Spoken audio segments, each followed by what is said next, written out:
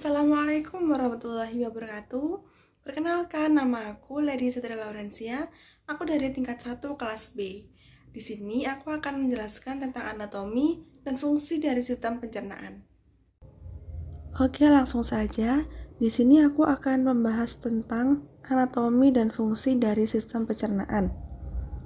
Nah, sistem pencernaan sendiri itu adalah bagian tubuh manusia yang berfungsi untuk mencerna serta mengolah makanan. Sistem pencernaan merupakan sekumpulan jaringan organ yang berfungsi mencerna dan mengolah makanan untuk memenuhi kebutuhan nutrisi tubuh yang berupa saluran memanjang mulai dari mulut hingga anus. Proses pencernaan adalah proses pemecahan makanan menjadi molekul yang lebih sederhana. Makanan tersebut merupakan sumber energi dan sumber bahan baku untuk membangun tubuh.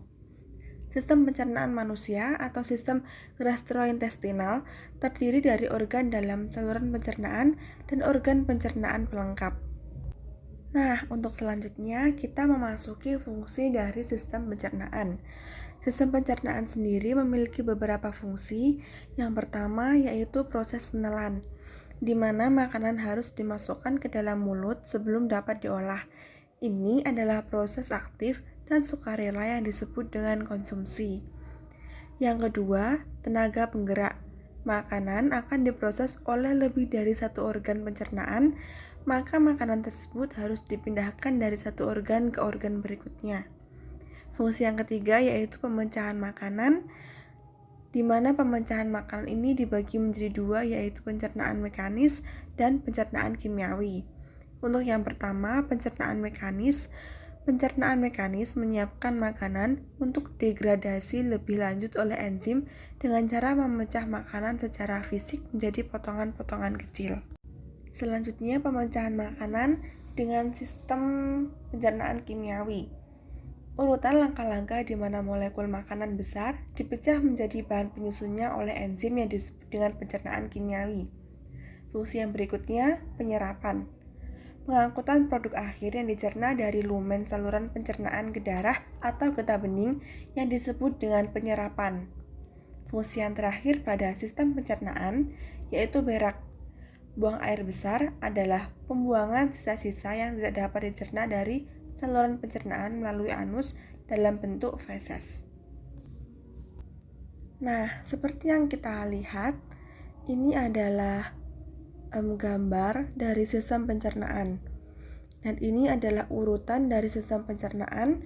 Yang pertama adalah mulut, kedua kerongkongan atau esofagus, yang ketiga lambung, keempat usus halus, yang kelima pankreas, 6 hati, ketujuh kantong empedu, kedelapan usus besar, dan yang terakhir atau yang ke-9 adalah rektum dan anus.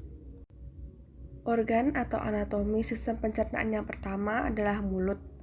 Mulut adalah bagian awal dari anatomi sistem pencernaan manusia yang berfungsi untuk menghaluskan makanan agar lebih mudah dicerna oleh organ pencernaan lainnya. Di dalam mulut, proses pengolahan makanan juga dibantu oleh air liur yang mengandung enzim amilase untuk memecah karbohidrat menjadi glukosa. Lalu, kerongkongan atau esofagus. Kerongkongan atau esofagus merupakan saluran yang terdiri dari otot untuk menciptakan gerak peristaltik agar mampu membawa makanan yang telah dihaluskan dari mulut menuju ke lambung.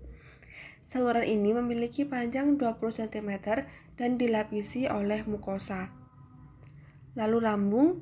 Lambung merupakan anatomi sistem pencernaan manusia yang berbentuk menyerupai huruf J dan terletak di perut bagian kiri atas.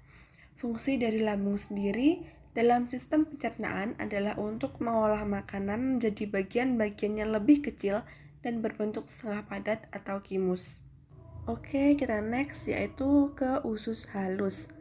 Usus halus adalah saluran pencernaan yang bertugas menyerap berbagai macam nutrisi dari makanan seperti karbohidrat, lemak, protein, vitamin, serta mineral. Saluran ini memiliki panjang hingga 7 meter dan terdiri dari 3 bagian.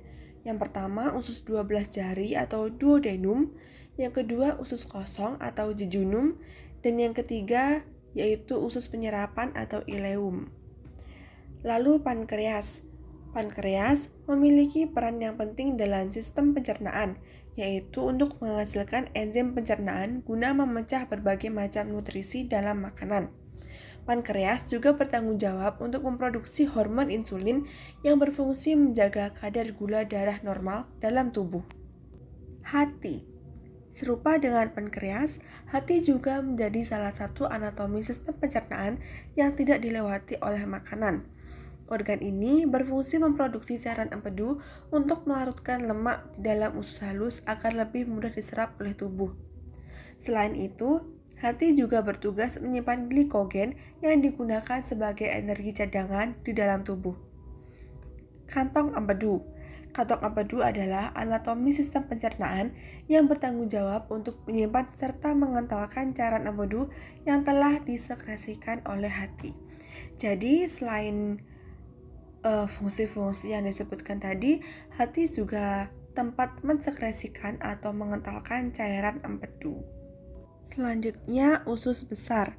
Usus besar adalah saluran yang memiliki panjang sekitar 1,5 meter dan terdiri dari 3 bagian, yaitu skum, kolon, dan rektum. Saluran ini bekerja dengan menyerap vitamin, air, serta elektrolit dari sisa makanan sebelum membentuk feses. Lalu yang terakhir, anatomi dari sistem pencernaan yang terakhir, yaitu rektum dan anus. Anatomi sistem pencernaan manusia yang terakhir adalah rektum dan anus. Rektum merupakan bagian terakhir dari usus besar yang berfungsi menyimpan feses sebelum dikeluarkan dari tubuh.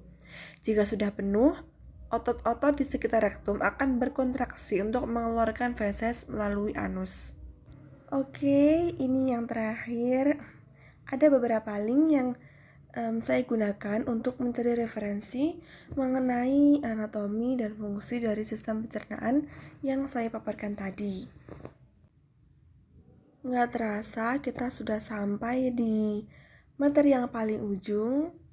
Tadi udah sampai beberapa sumber-sumber yang saya gunakan dan ini sudah penutup aja.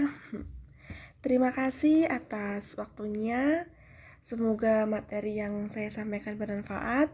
Apabila ada kesalahan dalam pengucapan atau kata-kata yang saya gunakan kurang berkenan, saya mohon maaf yang sebesar-besarnya. Terima kasih. Wassalamualaikum warahmatullahi wabarakatuh.